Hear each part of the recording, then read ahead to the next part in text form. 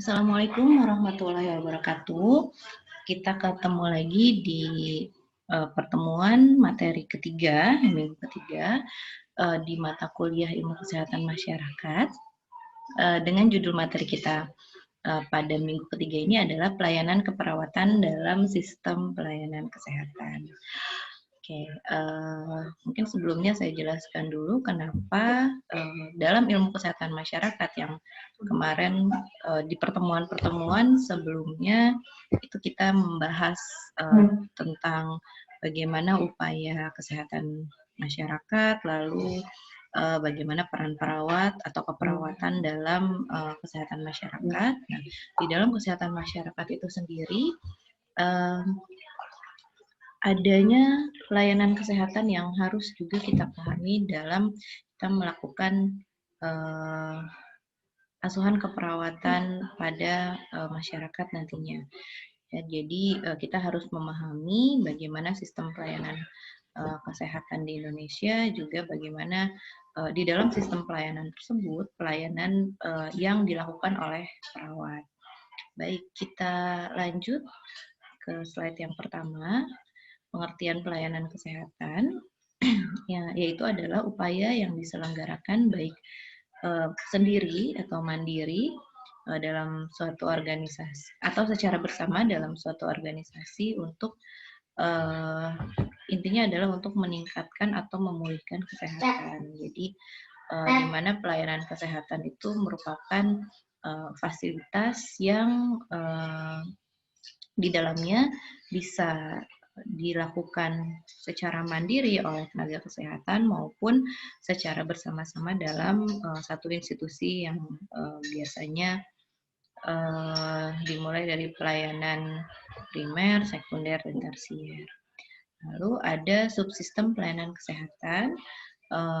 Tujuan utamanya adalah pelayanan preventif dan promotif dengan sasarannya masyarakat. Jadi salah satu pelayanan kesehatan di mana perawat kesehatan masyarakat berada, yaitu pelayanan kesehatan primer, ini yang memiliki tujuan utama adalah pelayanan preventif dan promotif. Nah, ini yang sesuai dengan prinsip ilmu kesehatan masyarakat yang saat ini sedang kita pelajari. Oke, baik. Latar belakang sistem pelayanan kesehatan ini adalah untuk meningkatkan derajat kesehatan, terutama kalau kita bicara pelayanan kesehatan berarti sebenarnya lebih ke arah kuratif maupun rehabilitatif ya, tetapi nanti pelayanan kesehatan juga akan dibagi-bagi levelnya, dimana kalau level yang primer itu lebih memfokuskan pada promotif dan preventif. Nah, dalam sistem pelayanan kesehatan tersebut terdiri dari beberapa keilmuan atau tenaga kesehatan ya, karena tidak kecuali yang mandiri itu kalau sistem pelayanan kesehatan dalam bentuk institusi terdiri dari beberapa keilmuan atau beberapa tipe tenaga kesehatan. Ya, bisa ada perawat, dokter, ahli gizi, fisioterapi, radiologi, laboran, dan lain sebagainya. Lalu yang akan kita fokuskan adalah pelayanan keperawatan dalam pelayanan sistem pelayanan kesehatan, di mana pelayanan keperawatan ini menjadi bagian terpenting dari pelayanan kesehatan karena memiliki sumber daya manusia yang biasanya yang terbanyak dalam suatu pelayanan kesehatan. Ya. Oke. Di sini sebuah sistem ya. Kalau kita bicara sistem secara teori pasti ada yang namanya input, proses, output ya. Dan dari output ini akan mempunyai feedback atau umpan balik ke dalam input yang seperti apa. Jadi kalau kita bicara sistem berarti apa saja dalam input ini adalah apa saja yang harus disiapkan ya dalam melakukan sistem pelayanan kesehatan. Misalkan SDM, fasilitas, sarana dan prasarana, ya, lalu kualitas, mutu dan lain sebagainya itu ada dalam input. Lalu dalam proses di pelayanan kesehatan adalah bagaimana berbagai kegiatan pelayanan kesehatan dilakukan dalam lembaga tersebut, ya, dan bagaimana prosesnya ini baik atau tidaknya akan terlihat dalam outputnya, ya. Apakah misalkan output ini apakah angka kesakitan itu menurun, ya, atau angka kesembuhan pasien yang tadi di input ini meningkat, angka kepuasan pasiennya juga meningkat. Ini ada dalam output, di mana output ini sebenarnya ada positif, ada negatif. Output yang positif maupun output yang negatif itu akan memberikan dampak masing-masing terhadap kesehatan masyarakat, gitu ya. Kalau dalam inputnya bagus, prosesnya bagus, outputnya juga positif, dampaknya adalah tujuan yang diharapkan, yaitu masyarakat menjadi optimal derajat kesehatannya. Tapi kalau dari inputnya sudah kurang bagus, prosesnya juga kualitas mutunya kurang terjaga, outputnya negatif, dampak yang dihasilkan pun tidak akan sesuai dengan harapan, ya. Lalu dalam output ini, ya, positif ataupun negatifnya output ini akan harusnya ada feedback, ya. Feedback kalau negatif berarti apa yang harus diperbaiki dalam inputnya, ya. Berarti apakah SDM-nya harus diperbaiki, fasilitasnya yang harus diperbaiki, secara manajerialnya harus diperbaiki, gitu ya. Dan yang nantinya akan merubah, diharapkan akan berubah proses dan akan berubah output. Begitu juga output yang negatif itu pun output yang positif itu pun dapat memberikan feedback yang positif terhadap input, gitu. Jadi apa yang perlu ditingkatkan bisa ditingkatkan, apa yang perlu dipertahankan bisa dipertahankan dalam input yang positif atau output yang positif. Lalu dalam suatu sistem ini input, proses, output ini dipengaruhi oleh yang namanya lingkungan, ya. Jadi bagaimana secara geografis, apakah pelayanan kesehatan itu berada di mana, apakah berada jauh dari perkotaan atau misalkan memang berada di tengah-tengah perkotaan. Nah, lingkungan ini juga yang akan membentuk proses dari input, proses, output dari suatu sistem pelayanan kesehatan, gitu ya. Yaitu adalah teori sistem. Makanya suatu sistem pelayanan yang baik harusnya didukung oleh input, proses, dan output yang juga baik. Lalu kita bicara secara nasional, ya, itu tadi masih secara institusional. Kalau kita lihat, kita tarik lagi ke arah nasional, ada arah pembangunan kesehatan. Jadi pemerintah ini kan dalam pembangunan Indonesia ini mempunyai beberapa agenda, ya, mempunyai beberapa arah pembangunan, pembangunan ekonomi, arah pembangunan dan lain sebagainya. Salah satunya ada arah pembangunan bagaimana kesehatan, dengan agendanya adalah bagaimana rakyat menjadi sehat dan sejahtera dengan peningkatan kualitas sumber daya manusia. Diharapkan adanya peningkatan akses masyarakat terhadap pelayanan kesehatan yang berkualitas. Ini ada di Perpres, ya. Pelayanan kesehatan yang berkualitas inilah yang menjadi tugas kita bersama tenaga kesehatan dalam mewujudkan layanan yang baik yang dapat diakses oleh masyarakat. Oke, kalau kita lihat lagi di sini ada tahapan pembangunan jangka panjang nasional, ya, atau RPJPN, di mana kalau kita bicara kebijakan, kita harus melihat rencana pembangunan, kita harus melihat arah kebijakan, arah pembangunan gitu ya, agar menjadi dasar kita dalam melakukan suatu intervensi. Biasanya arah pembangunan, rencana pembangunan ini sudah ditetapkan oleh pemerintah dalam jangka waktu tertentu ya. Untuk RPJPN 2005 sampai 2025 ini masih relevan untuk kita pakai karena sekarang kita ada di tahap RPJM atau rencana pembangunan jangka panjang menengah yang tahap keempat ya. Kita tahap terakhir sebenarnya dengan tujuannya adalah mewujudkan masyarakat Indonesia yang sudah mandiri, maju, adil, makmur ya, melalui pencepatan pembangunan di segala bidang. Ini harusnya sudah terlewati ya, bagaimana kualitas SDM, bagaimana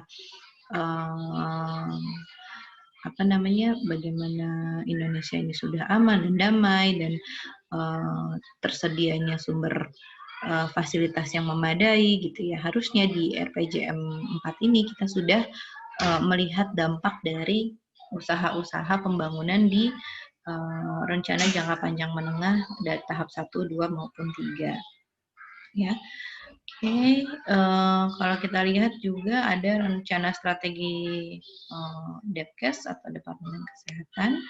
Ini di mana isinya adalah masyarakat sehat dan yang mandiri. Nah, ini yang juga masuk ke dalam bahasan kita bahwa masyarakat itu bukan hanya harus sehat, tapi juga harus mandiri untuk dapat melakukan aktivitasnya sehari-hari, mandiri juga terkait kesadaran akan kesehatan diri sendiri dan juga lingkungan keluarga dan lingkungannya. Ya, di mana di sini tujuan dari Renstra tersebut adalah pembangunan kesehatan terselenggara ya dengan tujuannya adalah mencapai derajat kesehatan masyarakat yang setinggi-tingginya. Nah, ini relevan dengan prinsip kesehatan masyarakat yang kita pelajari. Bagaimana mewujudkan visi dan tujuan ini? Ada misi di sini ya.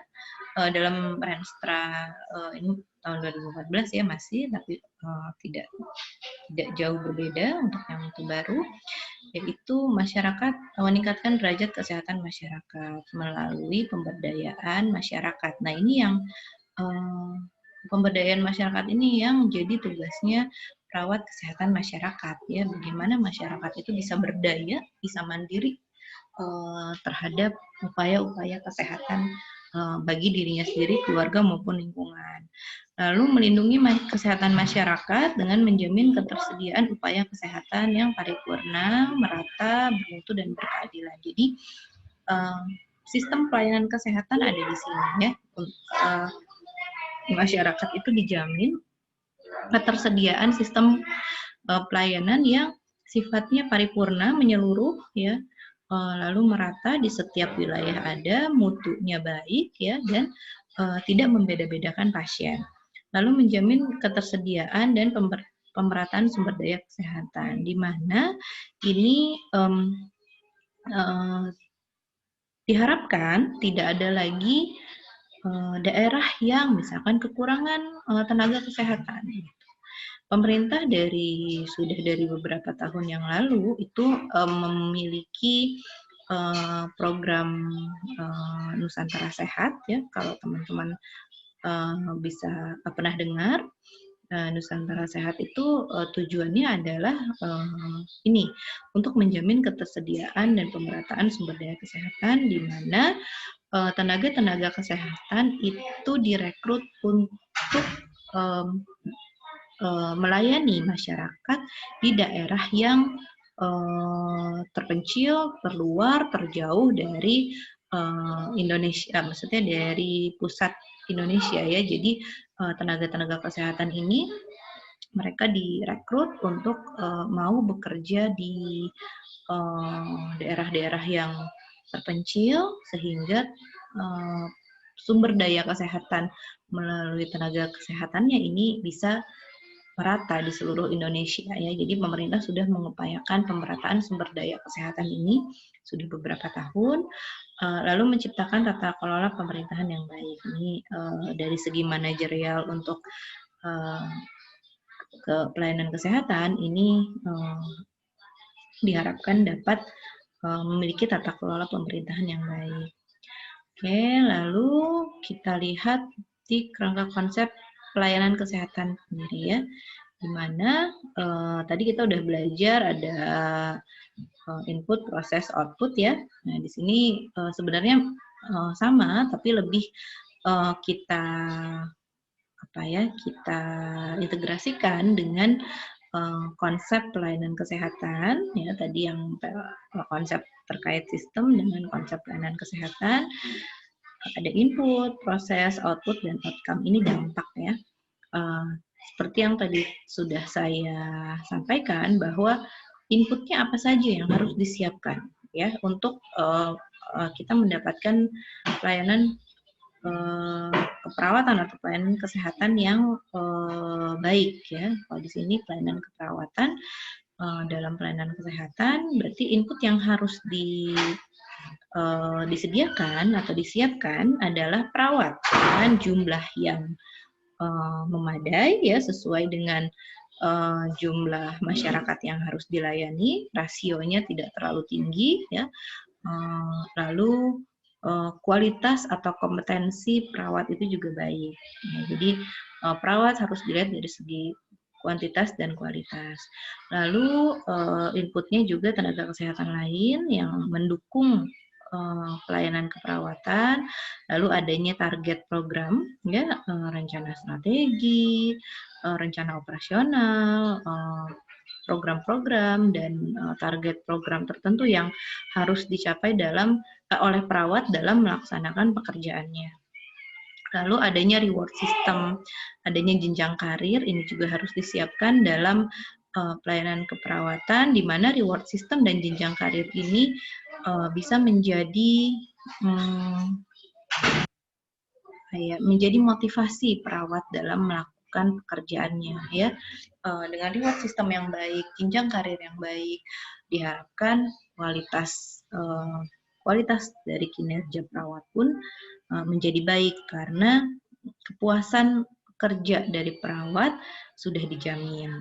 Oke, lalu adanya standar atau pedoman ya. Jadi misalkan standar atau pedoman ini adalah SOP dalam melaksanakan tugasnya. Misalkan bagaimana sih standar operasional pelaksanaan apabila terjadi kegawat daruratan, bagaimana standar pelaksanaan penerimaan pasien, bagaimana standar melakukan tindakan-tindakan. Nah, ini harus dibuat pedomannya, standar-standar tersebut. Setiap institusi pelayanan kesehatan harus punya standar atau pedoman ini. Ini yang biasanya jadi indikator dari mutu yang baik. Lalu yang harus disiapkan juga sarana ya, dari gedung, dari lokasi dan lain sebagainya, prasarana, fasilitas-fasilitas yang ada di dalam gedung, lalu peralatan-peralatan kesehatan yang dapat menunjang kerja dari perawat. Ini juga poin yang penting dalam meningkatkan pelayanan keperawatan maupun kesehatan. Lalu ada juga inputnya itu adalah dana atau pembiayaan ya. Jadi harus dihitung juga nih kira-kira untuk dana atau biaya yang dibutuhkan dalam suatu pelayanan kesehatan atau dalam suatu pelayanan keperawatan itu adalah berapa. Jangan sampai nanti karena dana ini tidak difikirkan secara baik, akhirnya akan berdampak pada reward system perawat dan juga jenjang karir, sehingga nanti dampaknya adalah kepuasan kerja perawatnya juga menjadi rendah dan akhirnya proses kerjanya, kondisi kerjanya menjadi tidak baik. Oke, ini adalah poin-poin atau komponen dalam input yang harus disediakan untuk melakukan suatu pelayanan perawatan. Lalu lanjut ada proses. Ini adalah proses pelayanan keperawatan ya, baik dalam institusi. Di dalam proses ini ada yang namanya kondisi kerja dan ada yang namanya pelayanan keperawatan yang profesional. Nah, ini saling saling berhubungan ya, karena pelayanan keperawatan yang profesional ini juga bisa terjadi, bisa didukung dengan adanya kondisi kerja yang baik seperti itu ya. Lalu ini sini di bawah kita lihat ada umpan balik ya, di mana input dalam input maupun proses dan maupun output ini semua dimonitor ya, bagaimana pelaksanaannya ya, lalu dievaluasi apa kekurangannya, apa yang sudah bagus, apa yang masih kurang, lalu diberikan feedback atau umpan balik untuk bagaimana meningkatkan ya setiap komponen dalam konsep pelayanan ini. Di mana kalau proses, kalau misalkan ternyata dinilai, dimonitoring dan dievaluasi prosesnya ini ternyata tidak baik, ya pelayanan keperawatannya tidak profesional karena misalkan kinerja perawatnya menurun, ya harus dilihat juga bagaimana kondisi kerja dan bagaimana tadi ya dari mulai inputnya, apakah ada kekurangan dalam kualitas input gitu ya, yang menyebabkan kualitas prosesnya pun menjadi berkurang, karena ketiga atau keempat proses dalam suatu sistem pelayanan keperawatan ini saling berkaitan. Lalu setelah dilaksanakan proses ya, perawat melakukan tugasnya ya secara profesional. Apabila sudah selesai akan ada output ya, di mana outputnya itu bisa menjadi indikator kinerja dari suatu institusi tersebut atau indikator kinerja dari perawat ya. Indikatornya ini bisa macam-macam ya, kepuasan kerja perawat, kepuasan pasien atau klien sebagai konsumen gitu ya, yang menentukan apakah bisa dikatakan bahwa pelayanan kesehatan atau pelayanan keperawatan yang diberikan mutunya baik. Ya, ini juga yang menjadi indikator di sini juga jumlah angka kredit ya. Ini adalah satuan kredit perawat ya, di mana nanti ini bahasan yang berbeda sebenarnya, di mana dalam organisasi Persatuan Perawat Nasional ini kita memiliki satuan kredit poin ya yang harus dikumpulkan untuk memperpanjang surat tanda registrasi.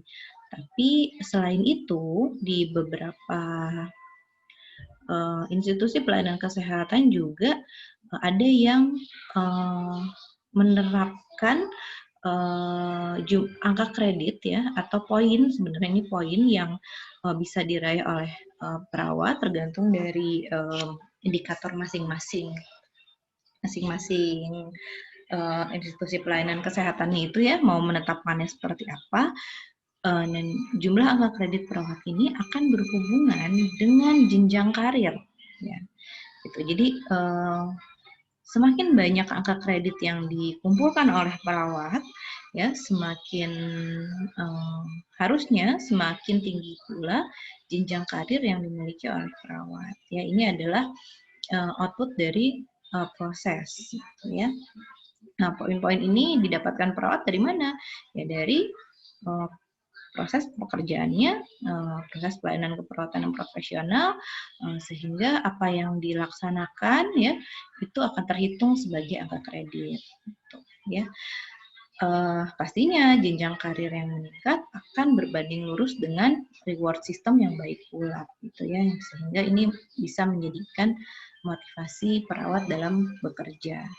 Nah, kalau motivasi perawatnya tinggi, memberikan pelayanan keperawatan atau kesehatannya juga bermutu baik, diharapkan outcome dari pelayanan keperawatan ini adalah masyarakat bisa mandiri untuk hidup sehat, gitu ya, terutama untuk pelayanan kesehatan atau pelayanan keperawatan dalam pelayanan primer yang memang tujuannya atau fokus intervensinya adalah ke arah preventif dan promotif. Nah, kalau kita lihat di bagian ini juga di atas ada faktor eksternal ya, di mana faktor eksternal ini juga mempengaruhi proses ya, baik input, proses maupun output.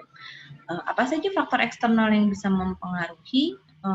Kalau ini kan tadi yang saya jelaskan ini adalah adanya dalam satu institusi ya, tapi ada juga beberapa hal di luar institusi pelayanan yang ternyata mempengaruhi dari proses ketiga proses ini.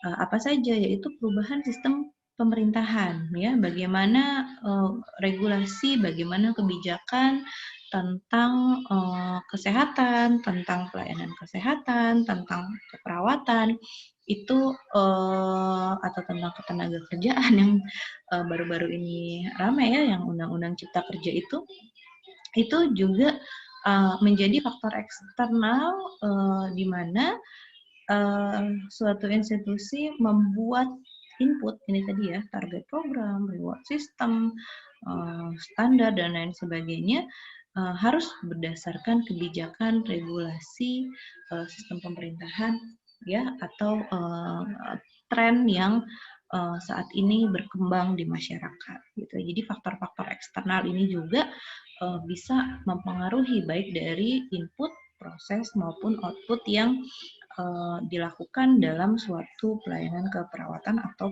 suatu pelayanan kesehatan. Gitu. Jadi ini yang harus teman-teman juga paham bagaimana sistem pelayanan kesehatan itu dilakukan ya.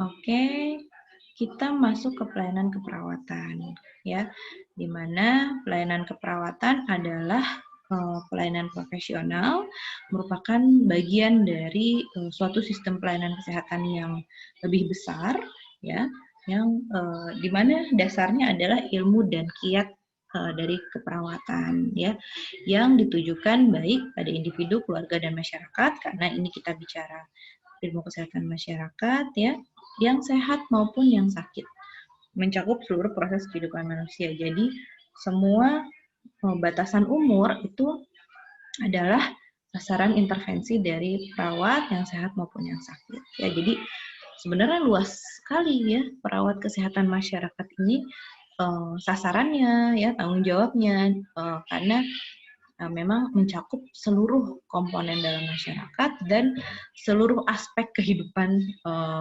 masyarakat ya. Ini adalah pelayanan keperawatan yang dalam lingkup kesehatan masyarakat.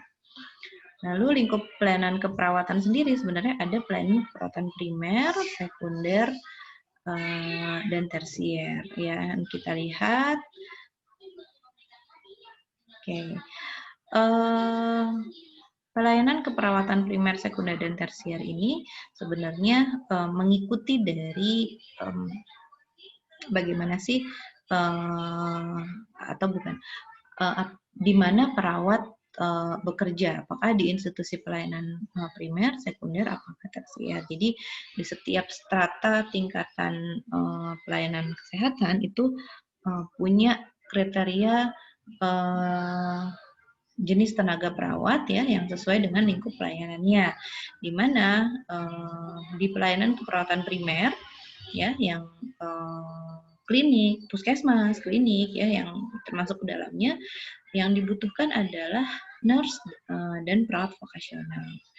Ya, jadi nurse dan perawat vokasional ini adanya bisa berada di strata pertama dari pelayanan keperawatan primer. Lalu di strata yang berikutnya adalah pelayanan keperawatan yang sekunder, yang biasanya ini rumah sakit yang memang menjadi rujukan dari pelayanan kesehatan yang primer, di mana yang ada dalam strata 2 pelayanan keperawatan ini adalah perawat dengan tingkat pendidikan nurse spesialis ya, nurse dan perawat vokasional. Ini nanti kita akan belajar tentang jenjang-jenjang keperawatan ya. Nah, lalu ada strata 3, ini adalah pelayanan keperawatan yang tersier. Ini biasanya adalah rujukan-rujukan yang sifatnya sudah nasional ya, yang dimana di dalamnya juga perlu lebih banyak tenaga kesehatan, juga tenaga kesehatan yang lebih terampil, yang lebih detail gitu ya, baik ini seluruh tenaga kesehatan ya, di mana perawat juga yang dibutuhkan adalah sampai nurse subspesialis. Jadi perawat ini memang jenjangnya saat ini sudah sampai subspesialis ya. Lalu ada nurse spesialis juga yang dibutuhkan, nurse dan perawat vokasional juga masih dibutuhkan pada pelayanan keperawatan tersier ini. Nah, ini kita ini adalah jenjang pendidikan perawat dan di mana harusnya mereka berada ya menurut peraturannya. Nah, di sini kita nggak terlalu jelas ya. Di sini kita lihat ada jenjang karir perawat yang tadi sudah saya sampaikan dalam bagian proses pelayanan keperawatan itu ada reward system dan ada jenjang karir perawat. Nah, ini adalah jenjang karir perawat di mana dibedakan menjadi perawat klinis, perawat manajer, perawat pendidik, dan perawat yang melakukan riset. Kenapa? Karena dalam pedomannya, dalam panduannya, perawat itu sebenarnya bukan hanya terbatas pada perawat yang memberikan pelayanan secara langsung atau direct care, tapi perawat pun harus punya kemampuan sebagai kemampuan manajerial, ya, sebagai seorang manajer yang mengatur jalannya sebuah fasilitas pelayanan kesehatan, ya. Kenapa? Makanya kita belajar bagaimana suatu pelayanan kesehatan itu harus dijalankan, terutama di manajemen keperawatan ya, perawat manajer. Nanti teman-teman juga mungkin sudah atau akan belajar. Dan juga ada peran perawat sebagai pendidik ya, seperti halnya teman-teman perawat yang menjadi pendidik atau dosen di perguruan-perguruan tinggi ya. Jadi ini ada jenis perawat juga, selain perawat yang melakukan pelayanan, ada juga perawat yang menjadi pendidik, ada juga perawat yang melakukan riset ya. Biasanya ini perawat yang melakukan riset ini sudah tidak berdiri sendiri, maksudnya dia biasanya merangkap pada apakah dia juga perawat manajer atau perawat pendidik, bahkan seorang perawat klinis pun bisa menjadi seorang researcher atau melakukan riset. Ya, jadi apabila nanti teman-teman mau memperpanjang surat tanda registrasi ketika teman-teman sudah bekerja, itu nanti akan dilihat adalah bagaimana apa yang dilakukan teman-teman dalam hal pendidikan ya. Pendidikan itu berarti pengembangan ilmu yang teman-teman dapatkan. Didapatnya dari apa? Bisa didapat dari seminar, dari workshop gitu ya, dari pelatihan-pelatihan, satuan kredit poinnya, itu bisa didapatkan. Selain itu juga dari pelayanan, di mana teman-teman bekerja, apakah di rumah sakit, di klinis, di klinik, di puskesmas, di perguruan tinggi gitu ya, tergantung dari tempat bekerjanya teman-teman ya, apakah sebagai perawat klinis, perawat manajer ataupun perawat pendidik. Dan satu lagi komponen penilaiannya adalah riset yang dilakukan oleh perawat. Jadi perawat yang bekerja baik praktisi di pelayanan maupun di institusi pendidikan itu juga sebenarnya punya poin atau punya komponen kewajiban melakukan penelitian ya, karena yang membangun keilmuan kita ini adalah dari hasil penelitian dari siapa lagi kalau bukan dari perawatnya itu sendiri. Oke, kita balik ke jenjang karirnya. Baik perawat klinis, perawat manajer maupun perawat pendidik itu punya 5 jenjang ya. Ada PK1. Untuk perawat klinis ada PK namanya ya, perawat klinis 1, PK2, PK3, PK4, PK5. Nah, ini nanti akan kita lihat ya, apa yang membedakan PK1, 2, 3, 4, 5. Baik lagi ke sini, sama halnya dengan Product Manager, nanti juga ada klasifikasinya, bagaimana kenaikan tingkatnya gitu ya. Tapi di sini sama perawat pendidik dan perawat riset, tapi juga di sini teman-teman bisa lihat di sini ada garis-garis ya, di mana ini sebenarnya adalah seluruh perawat harus dimulai dari PK1 dan PK2 ini. Ya tergantung nanti jenjang pendidikannya mana. Ada perawat yang langsung menjadi PK2, ada yang perawat yang dia masuknya lulus pertama kali masuknya di PK1. Ya. Untuk perawat-perawat yang dia sudah mencapai jenjangnya PK2 itu bisa lanjut menjadi perawat manajer. Gitu ya. Nah, perawat manajer yang level 1. Nanti semakin lama semakin lama bekerjanya ya, semakin banyak pengalamannya itu nanti akan naik tingkatnya menjadi perawat manajer 2 sampai perawat manajer 5 ya, di mana ini pengalaman dan lama bekerjanya pun sudah sangat tinggi. Nah, untuk perawat pendidik ini minimal dia ada di PK3. Ya, jadi seorang pendidik, seorang dosen harus melewati PK1, 2, dan 3 baru dia bisa dikatakan sebagai perawat pendidik level pertama. Gitu ya. Nah, untuk perawat riset ya, ini siapa yang mulai bisa melakukannya adalah perawat di level atau di jenjang PK4. Ini bisa melakukan riset ya, di mana perawat manajer yang level 1, perawat pendidik yang level 1 ini karena kalau dia sudah mencapai jenjang PK4 dia juga bisa menjadi seorang perawat riset gitu ya. Jadi inilah yang syarat-syarat atau ketentuan-ketentuan naik jenjangnya. Oke. Nah, kita lihat apa sih yang membedakan PK. Jadi biasanya yang jadi standar utama itu adalah perawat klinis ini ya. Apa sih yang menjadi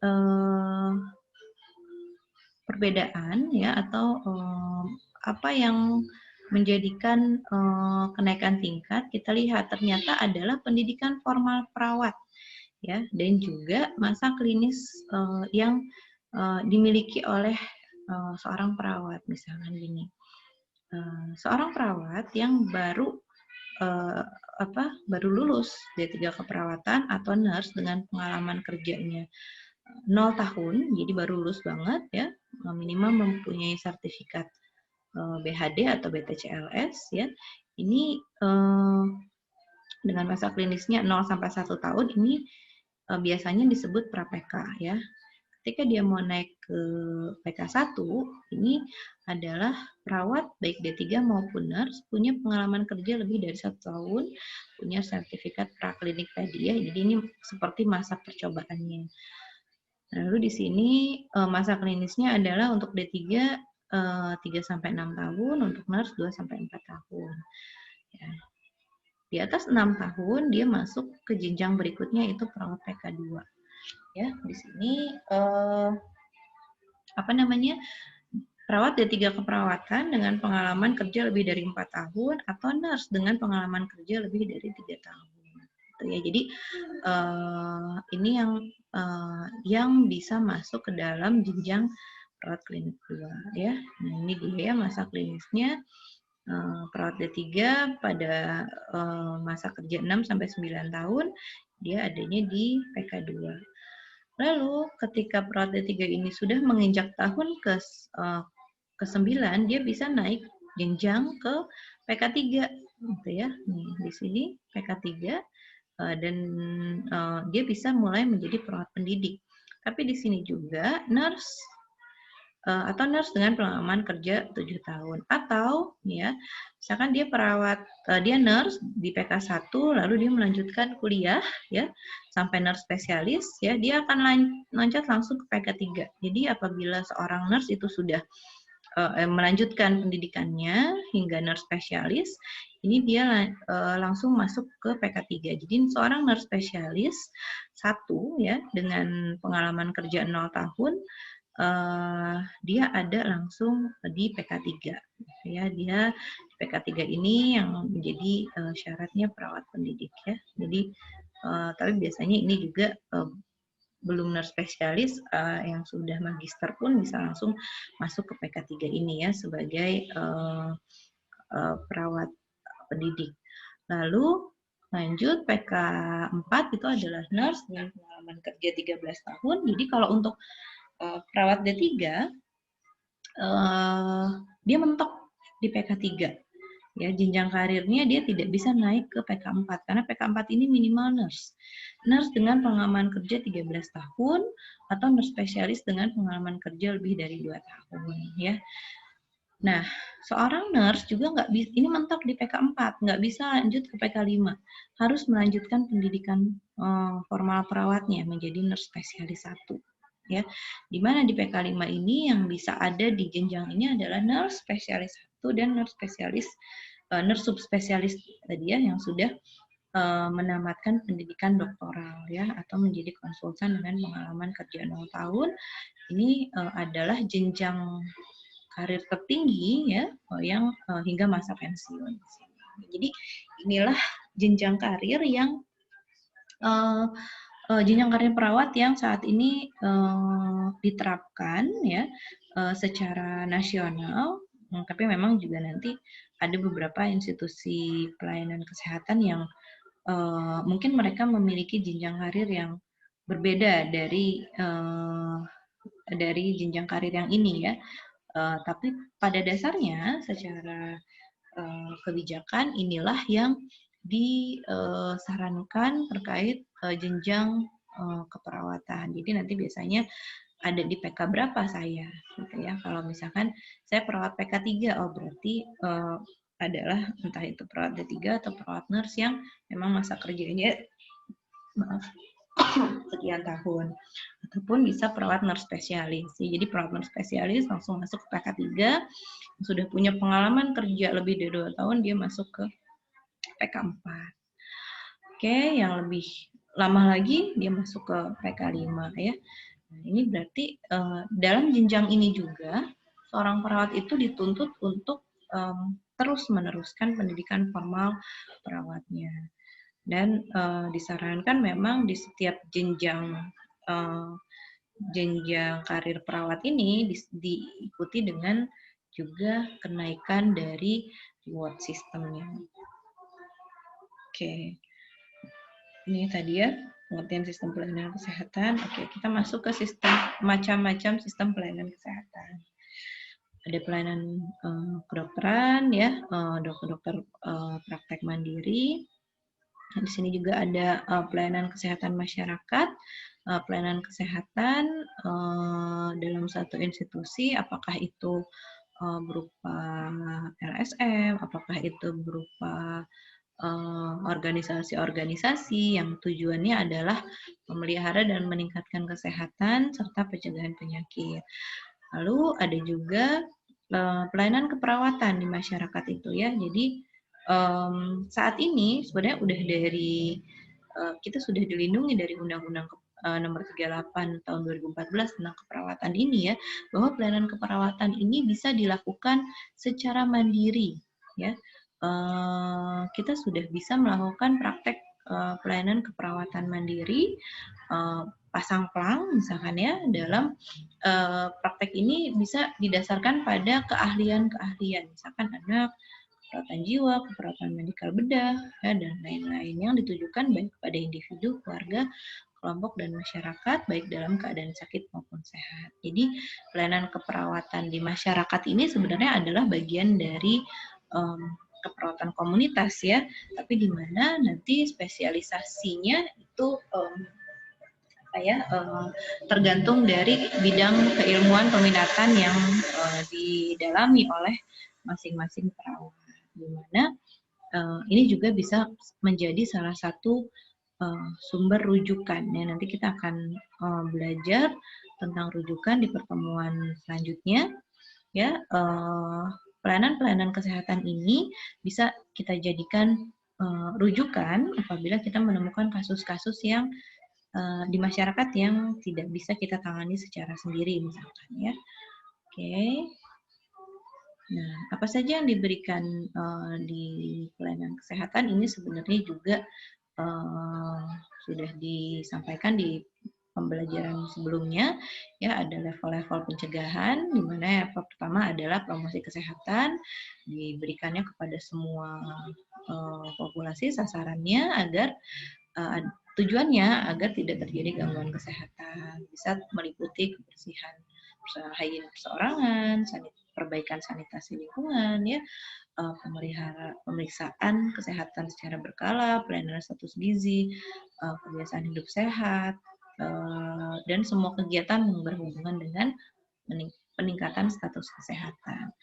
Bisa juga ada specific protection atau perlindungan khusus, di mana ini tidak sasarannya itu mulai mengecil, tidak lagi kepada seluruh lapisan masyarakat, ya.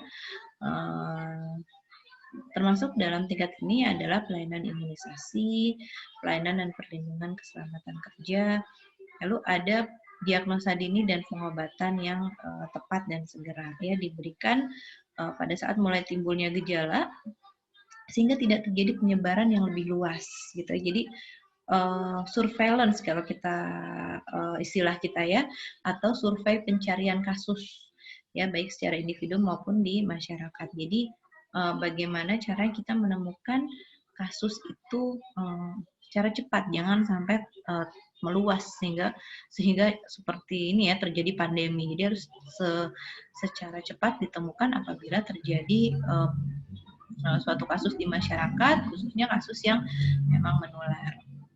Lalu adanya pembatasan kecacatan, ini atau disability limitation, misalkan perawatan untuk menghentikan penyakit, mencegah. Jadi ini sudah terjadi ya masalahnya, tapi kita cegah untuk terjadinya komplikasi atau kecacatan langsung. Kita sediakan fasilitasnya dan untuk mencegah juga adanya kematian. Nah, lalu tahap berikutnya adalah rehabilitasi. Ini dilakukan setelah pasien sembuh agar dia tidak kembali kambuh, atau untuk pasien-pasien dengan penyakit degeneratif agar tidak terjadi komplikasi juga ya yang lebih lanjut. Oke, tujuan pelayanan kesehatan ini yang pencegahan ya, ini ada beberapa level yang pencegahan. Ini ada pencegahan primer, sekunder, dan tersier. Ini adalah program-programnya yang bisa dilakukan di primer, ada pendidikan, baik imunisasi, penyediaan nutrisi yang baik, kesegaran jasmani. Siapa yang jadi sasaran pencegahan primer? Ini adalah sama seperti tadi promosi kesehatan, seluruh lapisan masyarakat tidak terkecuali adalah sasarannya. Lalu ada pencegahan atau preventif sekunder ya. Nah, di sini biasanya sudah terjadi masalah ya, tapi yang dilakukan adalah untuk menghindari tadi sama ya, disability limitation, mengurangi kecacatan, dan juga mencegah terjadinya komplikasi lanjut akibat dari perkembangan penyakitnya. Lalu adanya pencegahan atau preventif tersier, ini adalah ditujukan untuk tindakan rehabilitatif ya, kayak misalkan pengobatan yang sudah ataupun yang sudah sehat agar tidak kambuh kembali, atau agar tidak terjadi komplikasi yang lebih lanjut. Oke, faktor yang mempengaruhi sistem pelayanan kesehatan. Tadi kalau masih ingat di bagian sistem pelayanan kesehatan atau keperawatan itu ada faktor eksternal ya.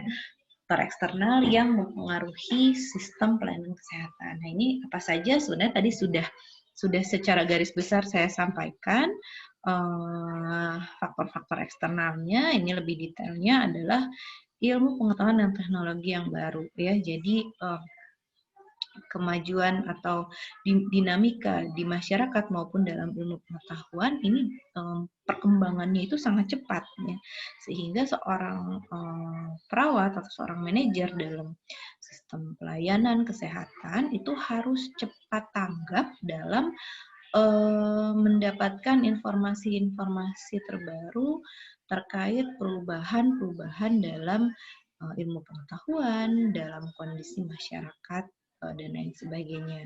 Ya, jadi dalam ilmu pengetahuan dan teknologi ini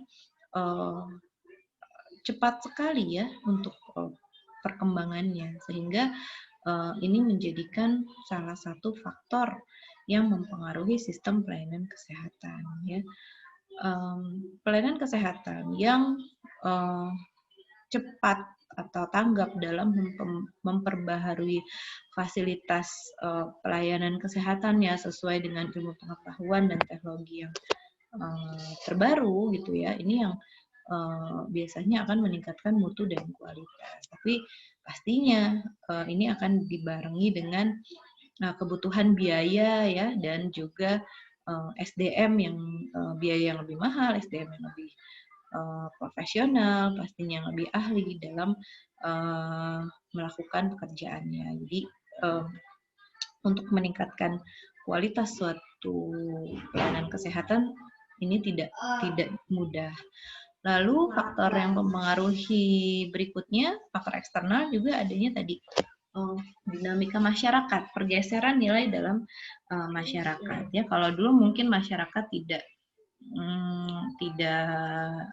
banyak yang berobat ke medis, mungkin dengan adanya pergeseran nilai, dengan adanya pengetahuan yang lebih tinggi, sehingga sekarang terjadi pergeseran nilai, masyarakat yang tadinya tidak percaya akan medis menjadi meningkat kepercayaannya, misalkan gitu ya, sehingga pengguna atau pengakses sistem pelayanan kesehatan juga menjadi meningkat. Ini yang juga harus dipikirkan ya, apabila konsumennya atau kliennya meningkat, berarti apa yang harus disiapkan oleh suatu sistem pelayanan kesehatan.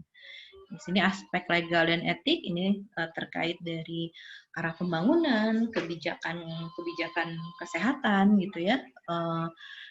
Juga adanya di sini aspek legal ya, adanya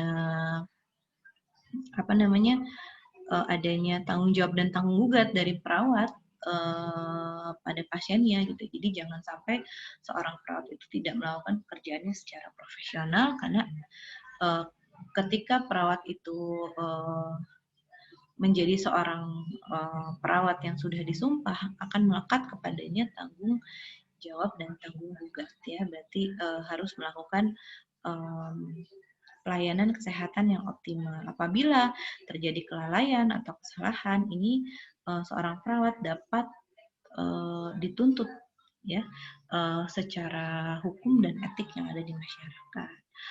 Oke, lanjut adalah ekonomi. Ekonomi juga ini sifatnya dinamis ya. Bagaimana perkembangan ekonomi masyarakat apabila semakin tinggi tingkat ekonominya, biasanya semakin tinggi juga akses pelayanan kesehatan yang dibutuhkan ya. Begitu juga sebaliknya, semakin rendah pula akses terhadap pelayanan kesehatan. Nah, yang kebijakan tadi masuknya di sini ya, dalam segi politik ini bagaimana kebijakan pemerintah ya dalam pola dan sistem pelayanan kesehatan, bagaimana pemerintah mengatur jalannya sistem pelayanan kesehatan, ini juga menjadi salah satu faktor eksternal yang harus kita perhatikan dalam menjalankan suatu institusi pelayanan kesehatan agar tidak menyalahi aturan-aturan yang ditetapkan oleh pemerintah, gitu ya. Oke. Syarat pokok pelayanan kesehatan. Ini tersedia dan berkesinambungan, terus menyediakan pelayanan kesehatan dan harus jangan sampai keberadaannya sulit untuk ditemukan gitu ya. Lokasinya juga harus strategis, dapat diterima oleh masyarakat ya. Mengikuti bagaimana culture masyarakat, bagaimana kepercayaan masyarakat setempat. Terus accessible, dapat mudah dicapai, merata di seluruh wilayah ya, mudah dijangkau terutama dari segi biaya. Nah tadi untuk pembiayaan dalam input juga memang untuk mendapatkan suatu layanan yang profesional itu memang dibutuhkan dana yang mahal, juga SDM yang lebih profesional gitu ya. Tapi kita juga harus mengingat bagaimana kemampuan ekonomi masyarakat di sekitar pelayanan kesehatan tersebut ya. Sebuah pelayanan kesehatan sejatinya harus affordable atau mudah dijangkau ya, dan juga bagaimana mutu yang dijalankan dalam suatu sistem pelayanan kesehatan ya. Mutu ini juga secara kualitas, bagaimana kualitas input, bagaimana kualitas proses, bagaimana kualitas output yang secara berkala dimonitoring dan dievaluasi mutunya sehingga dapat memberikan pelayanan kesehatan yang optimal. Gitu ya. Nah, ini ada penjelasan istilah ya, fasilitas paskes ya, fasilitas Fasienkes atau kita bilangnya fasilitas pelayanan kesehatan. Ini kesimpulannya adalah upaya pelayanan kesehatan baik dari promotif sampai rehabilitatif, dan ini bisa dilakukan oleh pemerintah pusat, daerah maupun masyarakat ya atau swasta. Bahkan tadi disampaikan juga perawat dapat mendirikan pelayanan praktek perawatan secara mandiri perseorangan. Untuk klien itu adalah perseorangan, keluarga, kelompok atau masyarakat yang menggunakan jasa pelayanan keperawatan. Itu kita sebutnya sebagai klien. Ya, ini di sini ada lembaga pelayanan kesehatan, ada klinik, praktek spesialis, praktek mandiri, secara institusi ada rumah sakit, ada klinik dengan fasilitas yang cukup, terus ada community based agency di mana ini adalah lembaga pelayanan kesehatan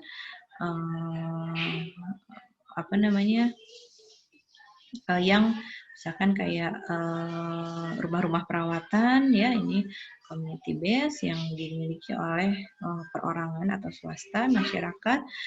Ada juga hospice, lembaga yang memberikan pelayanan fokus pada klien yang sakit terminal ya, misalkan pelayanan pada pasien-pasien kanker yang dirawat di rumah. Ini ada juga beberapa lembaga yang memang memfokuskan pelayanannya pada pasien yang sakit terminal. Oke, di sini juga ternyata ada sistem rujukan ya. Dalam pelayanan kesehatan itu ada sistem rujukan di mana fasilitas kesehatan ini yang ada di masyarakat tentunya harus mampu menjadi rujukan ya untuk kasus-kasus yang tidak tertangani di masyarakat ya, atau di fasilitas kesehatan yang primer. Ini untuk pembagian rujukan itu ada rujukan medis, ada rujukan kesehatan masyarakat. Oke, untuk rujukan ini nanti kita akan lebih jauh membahas pada pertemuan selanjutnya. Baik, sekian untuk materi minggu ketiga saya sampaikan. Terima kasih atas perhatiannya. Wassalamualaikum warahmatullahi wabarakatuh.